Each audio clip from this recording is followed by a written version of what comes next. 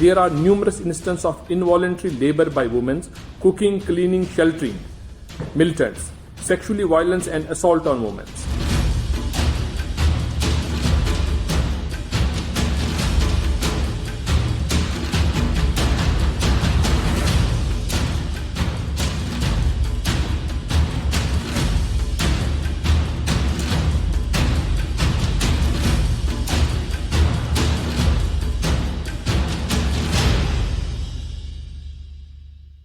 Welcome back. In a historic move, victims of terror from Jammu and Kashmir got a platform to speak at the United Nations Human Rights Council.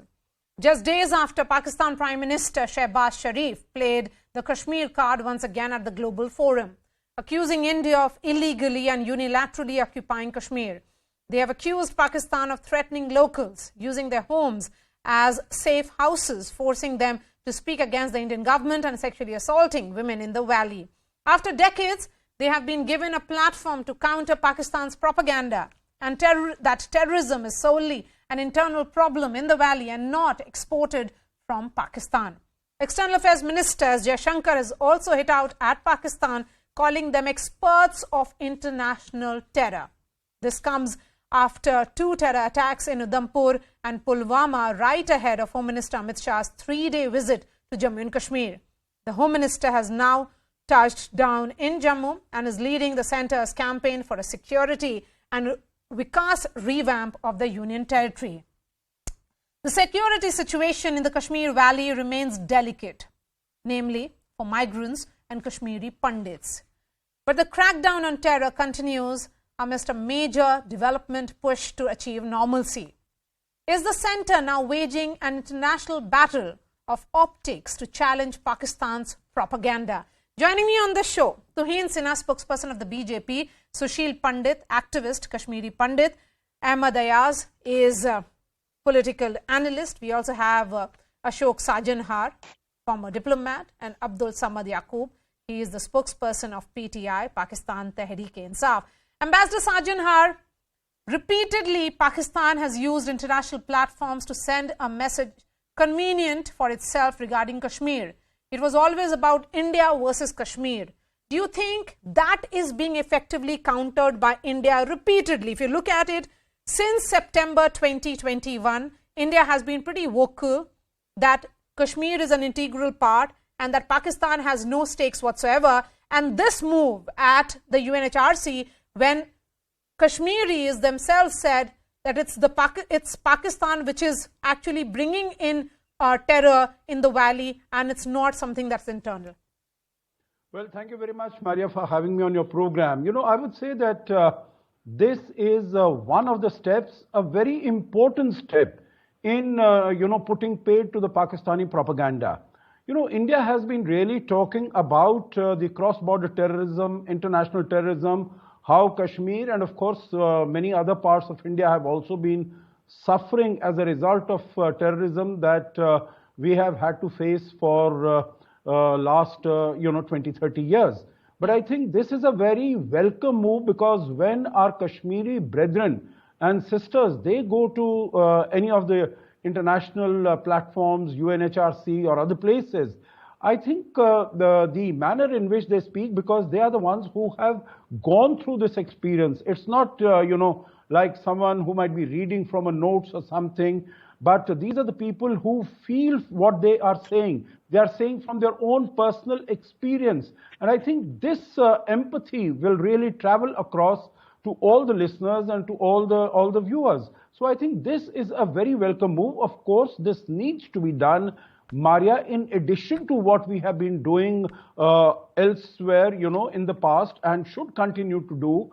Whether it is any multilateral fora, whether it is our bilateral discussions with US, with Quad and all the others, so that they are all sensitized, so that, when there are discussions at other fora, whether it is to keep Pakistan in FATF or take some other actions, those countries are also fully au fait with what, Pakistan has been. Yes, it's been 3 years since the status quo which has existed so far in the Kashmir narrative was dismantled and challenged, certainly, since the abrogation of Article 370. Abdul Samad, we have seen how the valley is changing and undergoing that transformation. Why is Pakistan continuing with its propaganda? Don't you have enough and more concerns? Doesn't the government there of Shehbaz Sharif have enough and more concerns back home, domestic challenges which are evident, rather than bringing an issue which is purely Indian? Well, first of all, the Kashmir was the bone of contention between Pakistan and India. Kashmir is a bone of contention between Pakistan and India, and it will remain the core issue between these two nuclear states. So what we need to do is we need to resolve this historical issue, which this is the outstanding issue between us. But it's hardly an outstanding issue. I don't think so. Pakistan is really a stakeholder in this anymore. I mean, at this moment, when you are saying that even though your Prime Minister Vajpayee and furthermore various Prime Minister has advocated that this is the bilateral issue between Pakistan and India, but the one who actually suffer is the Kashmiri people. And the family you are showing, if someone, I mean, we cannot take this family as the opinion of or the general sentiment of the whole Kashmir, that if someone is alleging why not?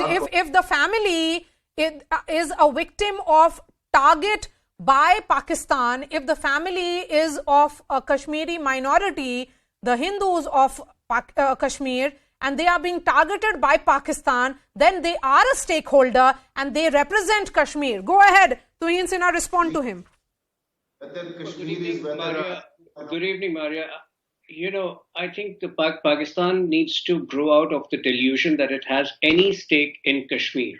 When India and Pakistan became independent, Maharaja Hari Singh had a standstill agreement with both Pakistan and India. Pakistan broke that agreement. India turned out to be the savior.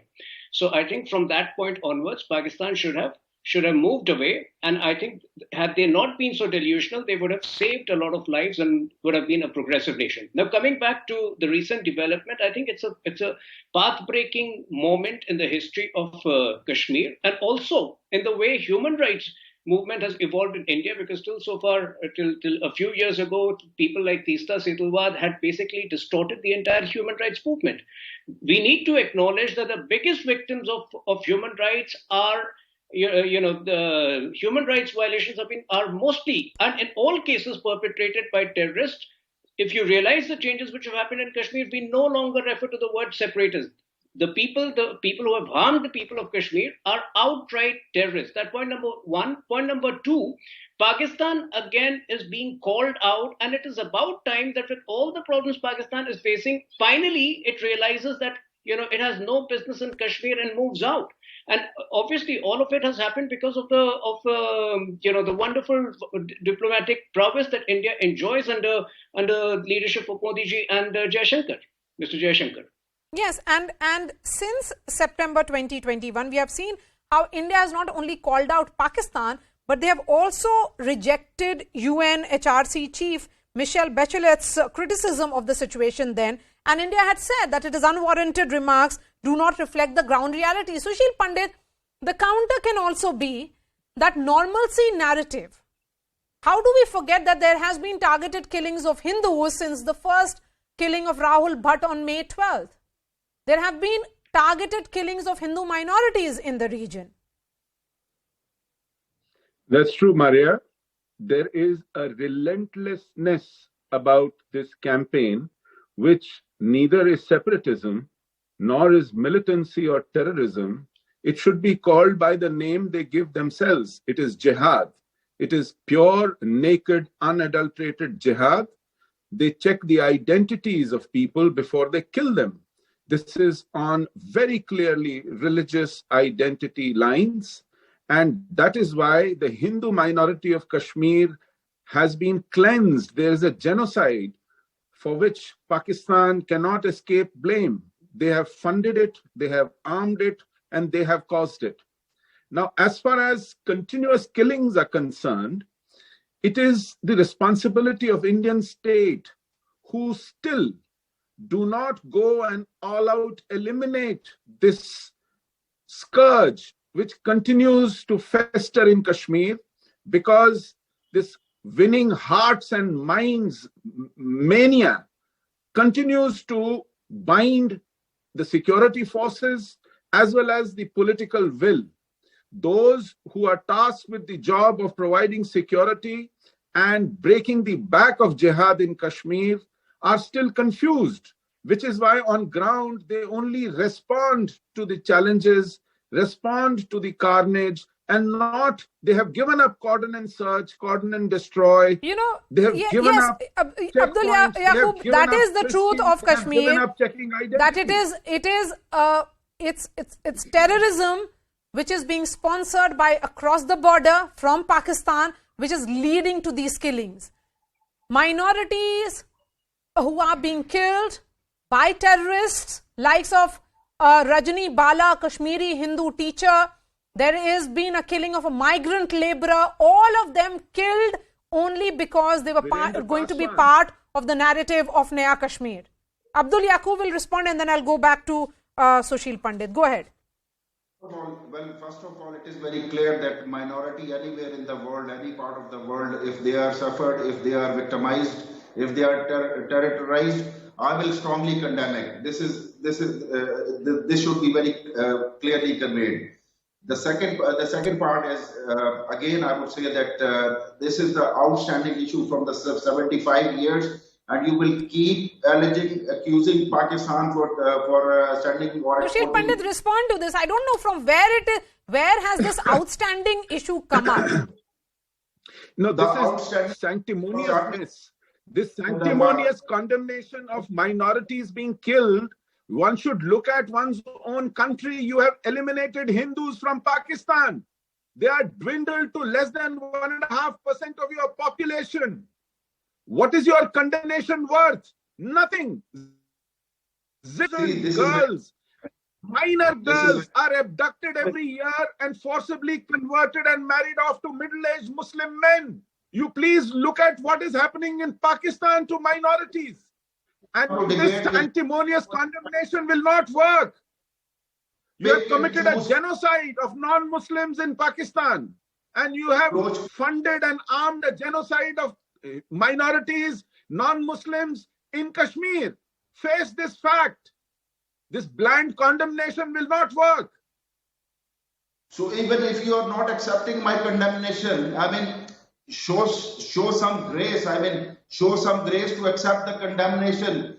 I mean, someone sitting in Pakistan who always raised the voice of the minorities in Pakistan, who always raised the... is this condemnation? You have wiped out the Muslims, the non-Muslims, the Hindus, the Sikhs in Pakistan. What use is this condemnation? This is ritual. This is a fig leaf. This is a fig leaf. This is a ritual. You commit on TV shows and get away with it. Please address the genocide of non-Muslims in Pakistan first. Not fair at all that you are challenging, you are daring to challenge or making any. Okay, let me bring Ahmed Ayaz as well. Ahmed Ayaz, how are you looking at this much needed move by the government in which the victims, who are the real stakeholders in Kashmir, they took stage and they explained and shared their story?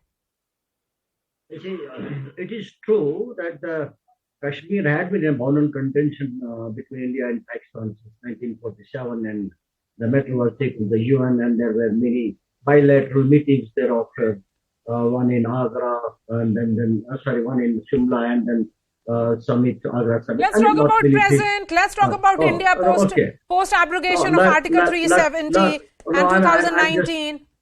I'm just going. Just going. So in the process, a lot many things happened.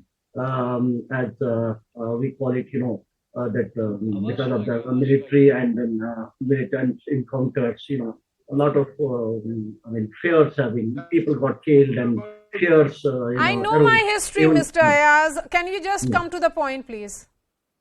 No, well, if someone goes to the UN and represents the case in the as violation of human rights, then they are within their rights. And point is, it's not only a particular person has, his human rights are affected. Everybody's human rights are affected in Kashmir. Say, for example, the people who are living, the majority, do you think that they are in a position to freely move ahead and see that their rights are protected? No. You take Article 370 when it was abrogated, for how many months, how many days people were confined to their houses, their telephones were cut off, their communication was cut off, their transport was off, they could not go to the hospital.